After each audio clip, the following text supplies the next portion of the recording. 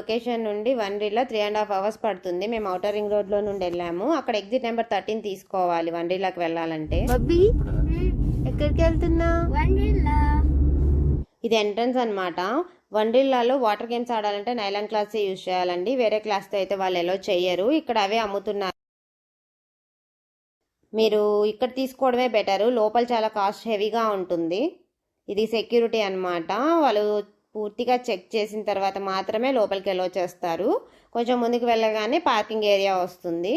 చూడండి చాలా పెద్దగా ఉంటుంది పార్కింగ్ ఏరియా. మేము 10:30 అయిందండి మేము రీచ్ అయ్యేసరికి. అక్కడ పక్కనే శంషాబాద్ ఎయిర్పోర్ట్ ఉంది. ఏరోప్లేన్స్ అయితే 1 by 1 వస్తూనే ఉన్నాయి. ఇది ఎంట్రన్స్.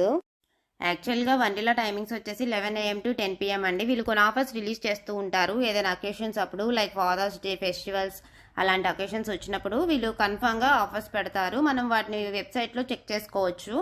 ఆన్లైన్లో బుక్ చేసుకుంటేనే ఆఫర్ అప్లికేబుల్ అవుతుందండి మనకి. డైరెక్ట్గా వెళ్తే మాత్రం ఆఫర్ ఉండదు. అది కూడా 1 day బిఫోర్ మనం ఆన్లైన్లో బుక్ చేసుకోవాలి.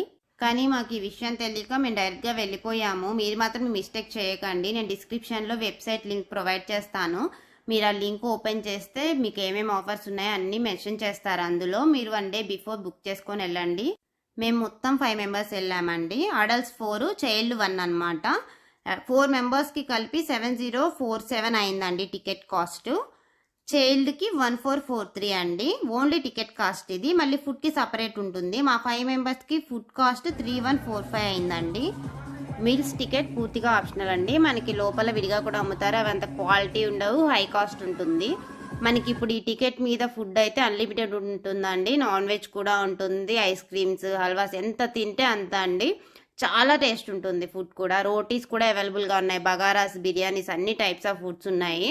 సో మీరు టికెట్ తీసుకోవడానికే ట్రై చేయండి.